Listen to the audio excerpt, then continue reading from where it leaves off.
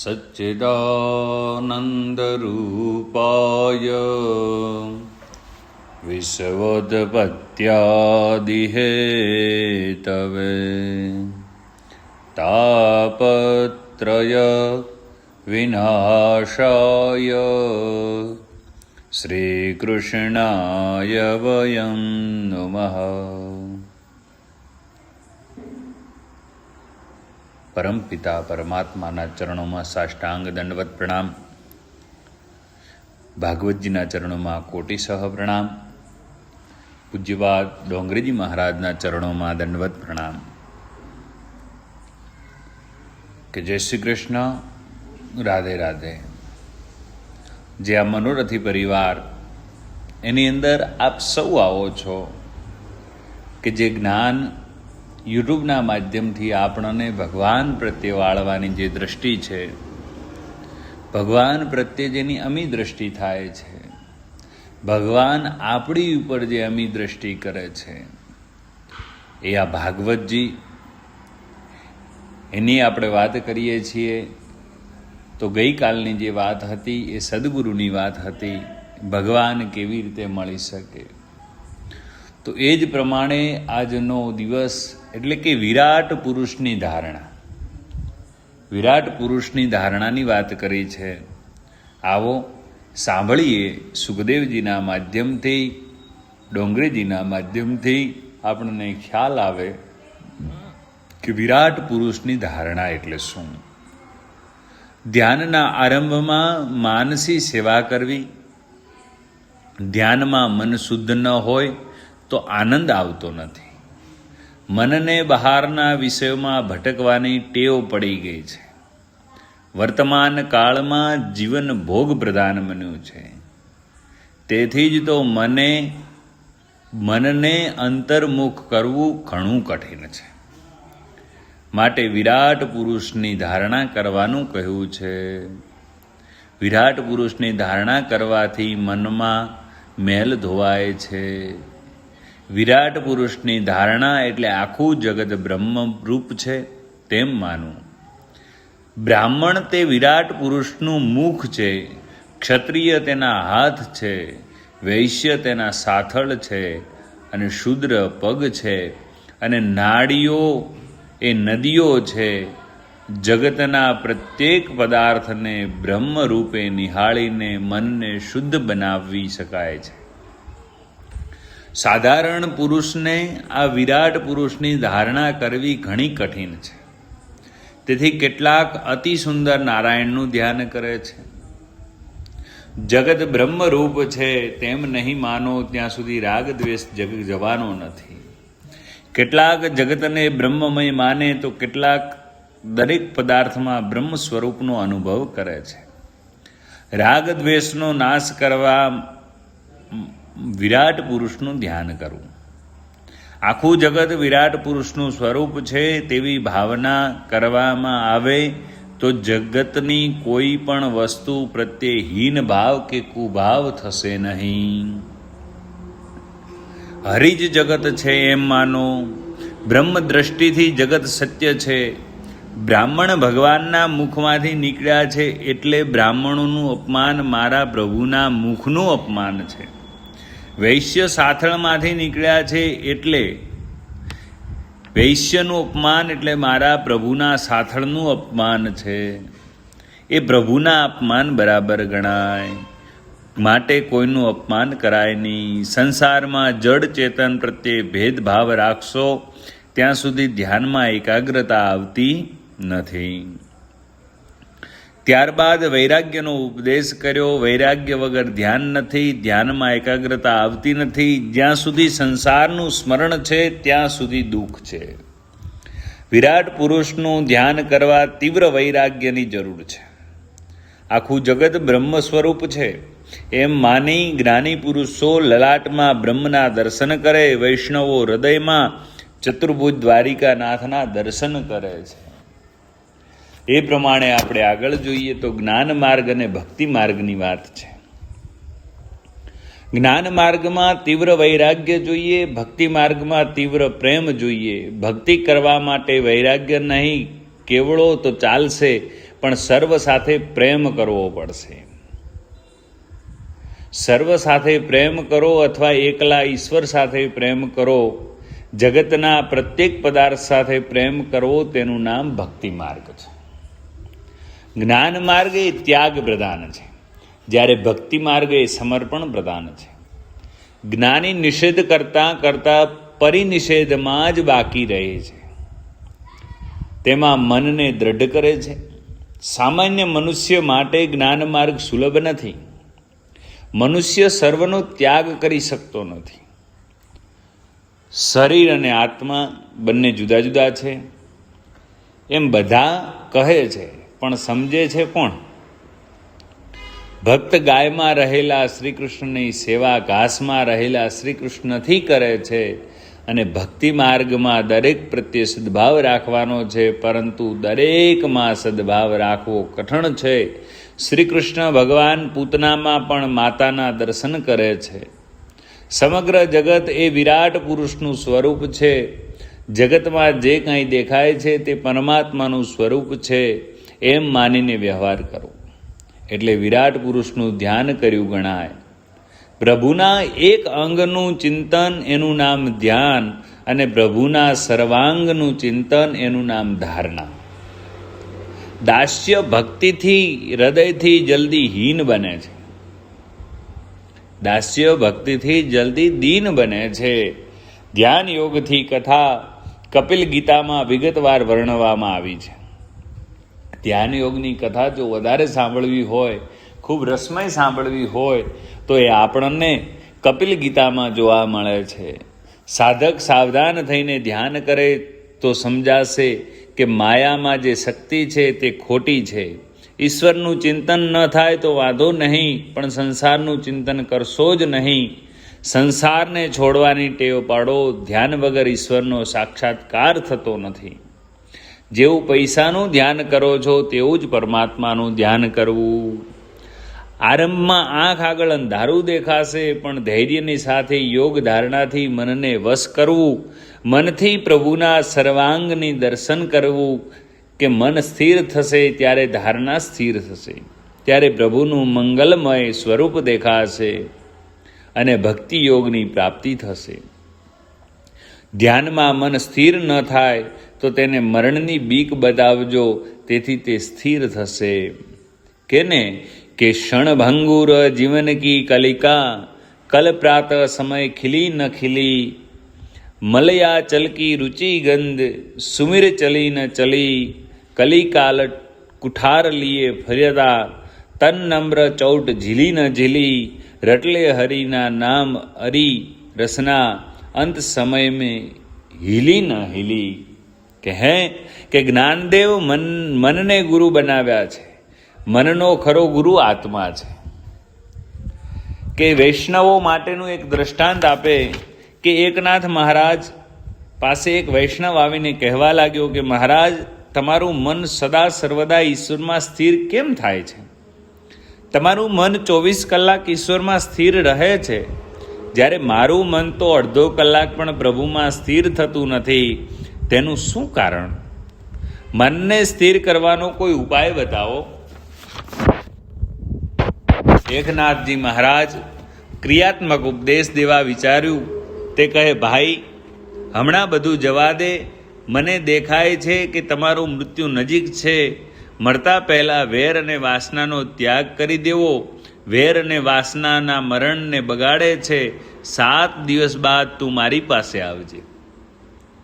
પેલો વૈષ્ણવને તો મૃત્યુનું નામ સાંભળીને હોશકોશ ઉડી ગયા.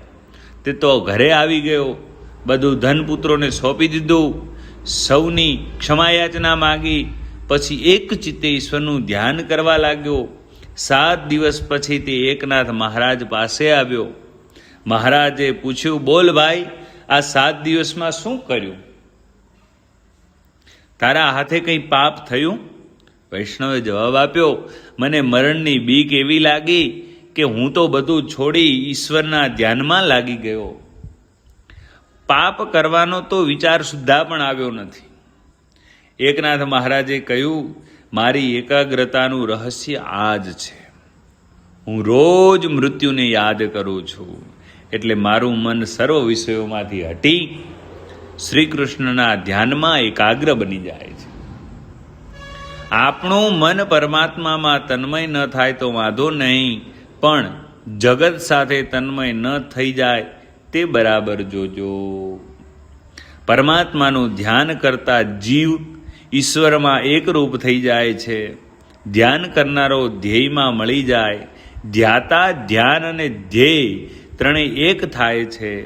આ જ અદ્વૈત છે, આ જ મુક્તિ છે. ધ્યાતા, ધ્યાન અને ધ્યેય, દર્શન, દ્રષ્ટા અને દ્રશ્ય એક થાય તો માનવું કે ધ્યાનમાં અને દર્શનમાં એકાગ્રતા આવી છે. એટલે કે તેને ઈશ્વર સિવાય બીજું કંઈ દેખાતું નથી. લોકો ઈશ્વરને ધન આપે છે, પરંતુ પરમાત્મા સૌની પાસે મન માગે છે. આપણે બધા ધન આપીએ, પણ પરમાત્મા મન માગે છે. વ્યવહાર કરો, પણ શ્રી કૃષ્ણને રાખીને વ્યવહાર કરો. કે પનિહારી કો ધ્યાન લગો મટકી મેં.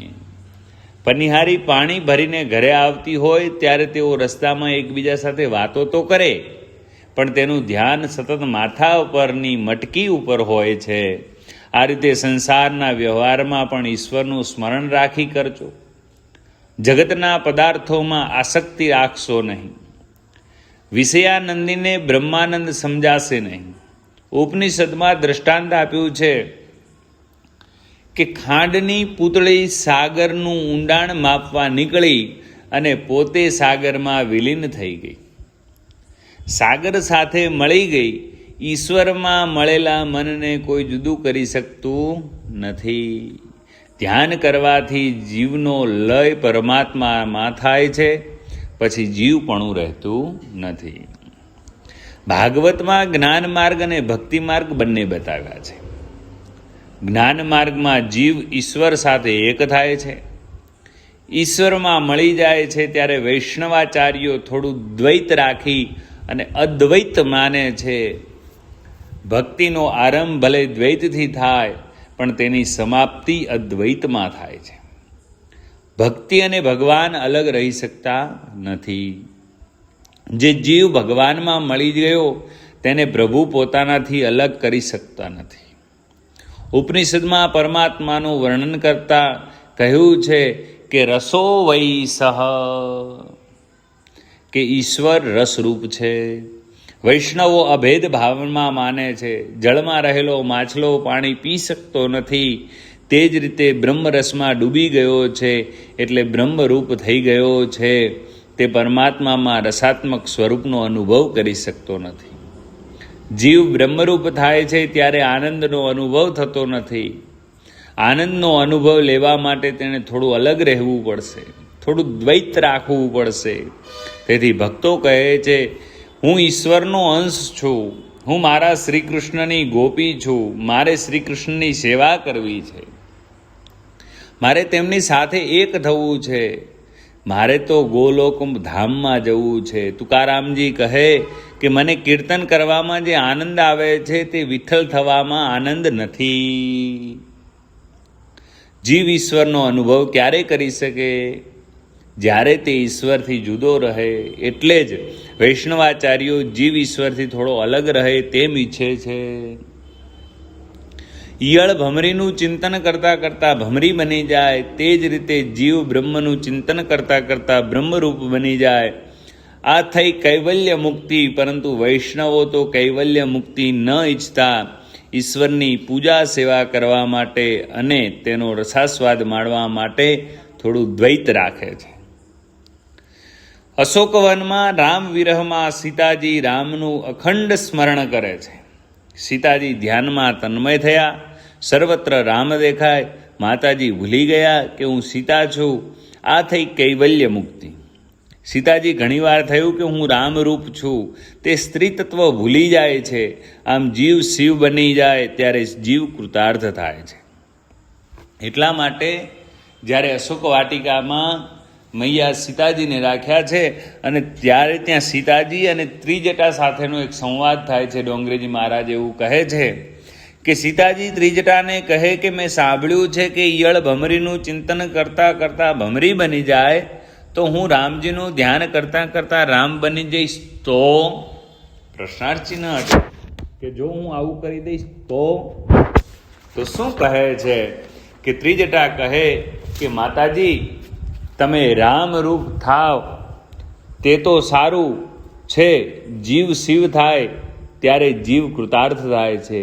સીતાજીએ કહ્યું જો હું રામનું ચિંતન કરતાં કરતાં રામરૂપ બની જાઉં તો પછી રામજીની સેવા કોણ કરશે?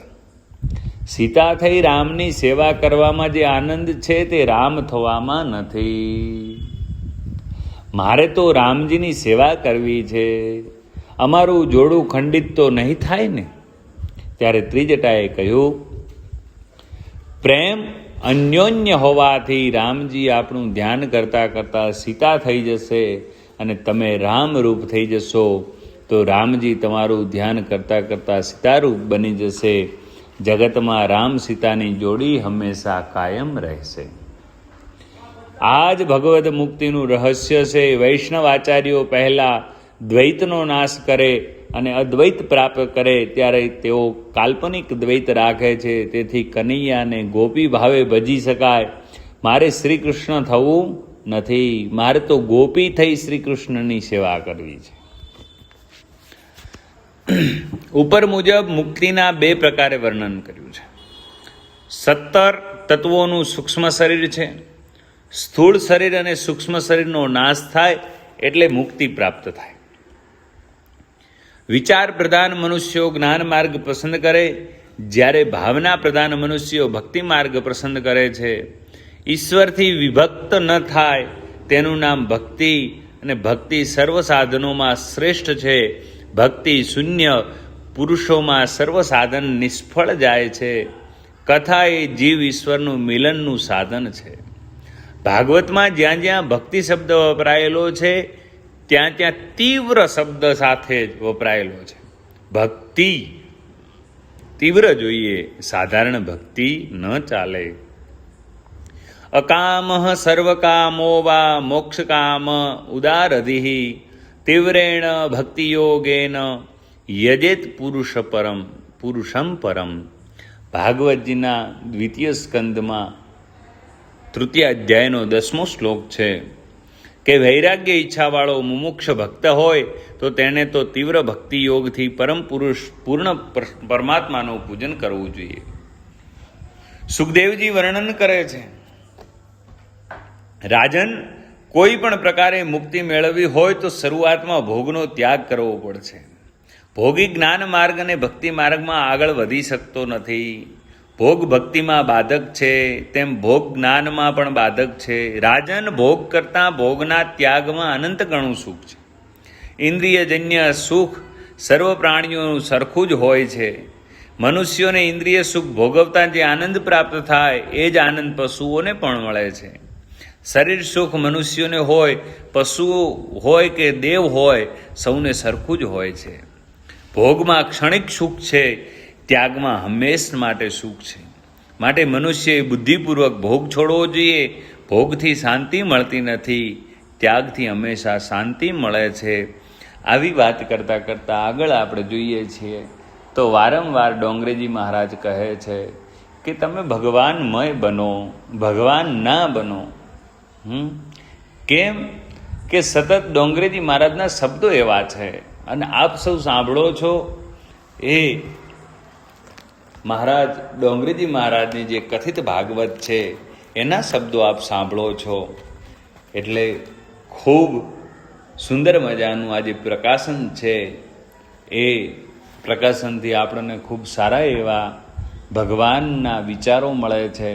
અને આપ સૌને પણ કરબદ્ધ પ્રાર્થના છે કે આપ સૌ સાંભળો છો અને સતત સાંભળતા રહેશો તો આપમાં પણ ભગવાનમય બનવાની ઈચ્છા થશે. આપને પણ ભગવાન જેવું બનવાની ઈચ્છા થશે. આપને પણ એવી ઈચ્છા થશે કે અત્યારે શ્રાવણ માસ ચાલે છે, પવિત્ર શ્રાવણ માસ છે અને એની અંદર સત્કર્મ શું થાય તો આવી ભાગવત સાંભળવા મળે એ પણ સત્કાર્ય છે. અને આનું આ સત્કાર્ય જ્યારે બીજા સુધી પહોંચે તો બીજા સુધી ક્યારે પહોંચે? એક તો પહેલું સબસ્ક્રાઈબ કરીએ અને આની આ ચેનલ કોઈ બીજાઓને મોકલીએ, વોટ્સઅપના માધ્યમથી, યુટ્યુબના માધ્યમથી મોકલીએ તો તો ઘણા બધા લોકો સાંભળે અને આજના જગતની અંદર, આ કળિયુગની અંદર જે આ તત્વની જરૂરિયાત છે એ તત્વની આપણને યુટ્યુબના માધ્યમથી સરળતાથી મળી રહ્યું છે. તો આવો આજના સત્રને અહીંયા ભગવાન શ્રી કૃષ્ણના ચરણોમાં સમર્પિત કરીએ અને આવતીકાલે સુંદર મજાનું સૃષ્ટિની રચના અને જગતની માયા વિશે જોઈશું. જય શ્રી કૃષ્ણ. રાધે રાધે.